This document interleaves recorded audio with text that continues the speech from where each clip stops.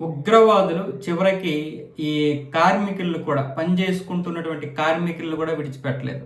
జమ్మూ కాశ్మీర్లోని కుల్గాం జిల్లాలో ఇటుక బట్టీల దగ్గర పనిచేసుకుంటున్నటువంటి ఆ కార్మికుల మీద ఉగ్రదాడి జరపడంతో ఇద్దరు చనిపోయారు. వాళ్ళిద్దరూ కూడా ఛత్తీస్గఢ్ నుండి వచ్చినటువంటి ఈ కార్మికులంట.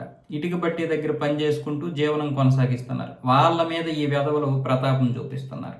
ఎవరైతే ఇప్పుడు ఆర్మీ పోలీసులు వీళ్ళని వెతికి మరి వేటాడి చంపుతున్నారో వీళ్ళు ఏం చేస్తున్నారంటే ఎవరినో ఒకరిని చంపేసి పోలీసుల మీద అలాగే ఆర్మీ మీద ఒత్తిడి తీసుకురావడానికి ప్రయత్నాలు చేస్తున్నారు.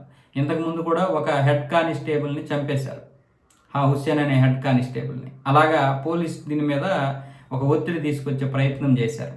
అంటే ఆర్మీ ఇంతకు ముందులా కాకుండా ఎక్కడా కూడా సరిహద్దుల్లో వీళ్ళకి బయటికి వెళ్ళిపోవడానికి దారి లేకుండా వేటాడుతూ ఉన్నారు. పైగా ఆర్మీ గత సంవత్సరంన్నర నుంచి ఎక్కడ అలసిపోకుండా, అంటే వీళ్ళకి గ్యాప్ ఇవ్వకుండా వెళ్ళిపోవడానికి కానీ లేకపోతే ప్రశాంతంగా బ్రతకడానికి కానీ ఏ విధంగా కూడా వాళ్ళకి అవకాశం లేకుండా నిరంతరం తిరుగుతూనే ఉన్నారు. పెట్రోలింగ్ చేసుకుంటూ అలాగే వీళ్ళని వెతుక్కుంటూ రెక్కీలు నిర్వహిస్తూ ఆపరేషన్లని ఇలా ప్రతిసారి ఏదో ఒక విధంగా దాడి చేయడం వల్ల వీళ్ళకి కూడా అర్థం కాక ఇలా సామాన్య ప్రజలు చంపుకు తింటున్నారు వీళ్ళు.